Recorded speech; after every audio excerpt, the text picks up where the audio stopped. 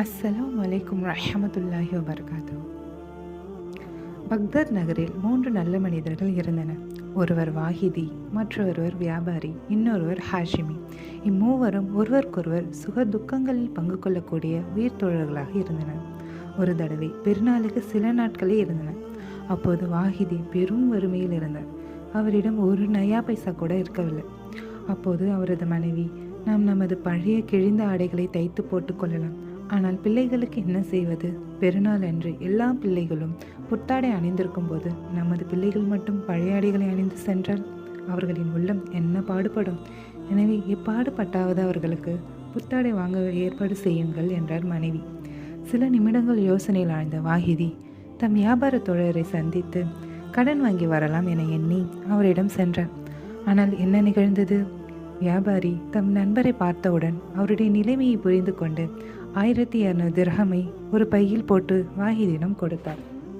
இதை பெற்றுக்கொண்ட வாஹிதி மிக்க மகிழ்ச்சியுடன் தம் வீட்டிற்கு சென்று மனைவிடம் விஷயத்தை கூறினார்.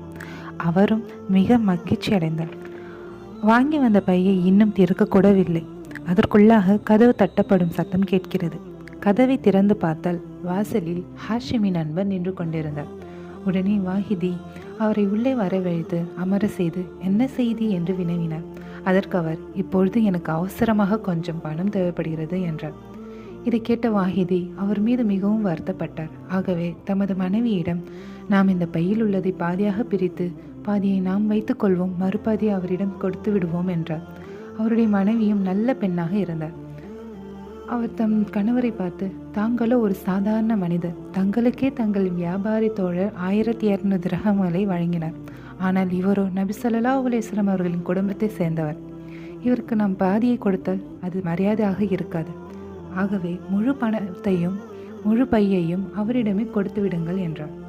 அதன் பிறகு வாஹிதி பையை திறந்து பார்க்காமலே அதை அப்படியே ஹாஷிமி தோழரிடம் கொடுத்து விட்டார். அவர் பையை வாங்கி கொண்டு தமது இல்லம் சென்றார். சிறிது நேரத்தில் அவரின் வீட்டிற்கு வியாபார தோழர் வந்து தான் வறுமையில் இருப்பதாகவும் தமக்கு சிறிது கடன் வேண்டும் எனவும் கேட்டார். உடனே ஹாஷிமி தான் வாங்கி வந்த பையை திறந்து கூட பார்க்காமல் அதை அப்படியே வியாபார தோழரிடம் கொடுத்து விட்டார். பையை வாங்கி பார்த்த வியாபாரி, இது நான் வாஹிதுக்கு கொடுத்த பையாயிற்றே என மனதில் நினைத்து கொண்டு வாஹிதின் வீட்டிற்கு ஓடோடி சென்று விசாரித்தார். அவர் நடந்த நிகழ்வை விவரித்தார். உண்மையில் வியாபாரியிடம் அந்த சூழ்நிலையில் அந்த பையை தவிர வேறு ஏதும் இருக்கவில்லை. அவர் அனைத்து பணத்தையும் வாஹிதிடம் கொடுத்து விட்டார். தமது செலவுக்காக ஹாஷிமிடம் கடன் வாங்கி வரலாம் என நினைத்து வந்தார். ஹாஷிமியும் கடன் கொடுத்தார். வாங்கி பார்த்த பொழுதுதான் இதுதான் வாஹிதிக்கு கொடுத்த பை என்பது தெரிந்தது. பிறகு வாஹிதி தமது சகோதர வியாபாரியிடம் கூறினார், நண்பா, நமது மூவருமே பணம் தேவையாக இருந்துள்ளது. ஆகவே இந்த பணத்தை நாம் மூவரும் பிரித்து எடுத்துக்கொண்டால் மூவரின் தேவைகளும் நிறைவேற்றிவிடும் என்று கூறினார். அவ்வாறே மூவரும் அப்பணத்தை பங்கு வைத்து கொண்டனர். அல்லாஹ்வுடைய நாட்டம், இந்த நிகழ்ச்சி அந்த நண்பர்களின் அண்டை வீட்டாருக்கு தெரிந்துவிட்டது.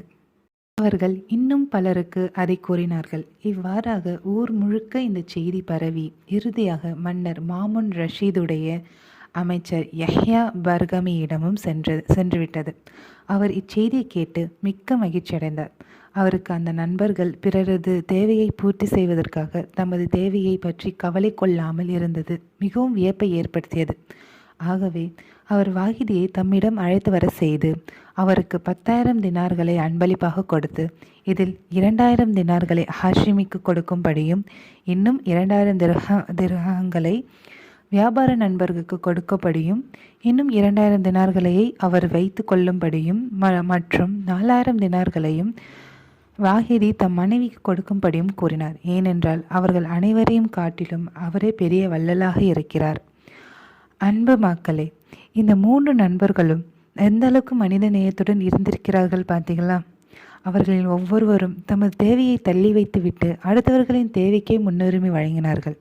அவர்களை போன்றே நாமும் நமது தேவையை தள்ளி வைத்துவிட்டு பிறரின் தேவைக்கு முன்னுரிமை வழங்க வேண்டும். இதுவே நம்மளுடைய இஸ்லாமிய மார்க்கம் கற்றுத்தருகிறது.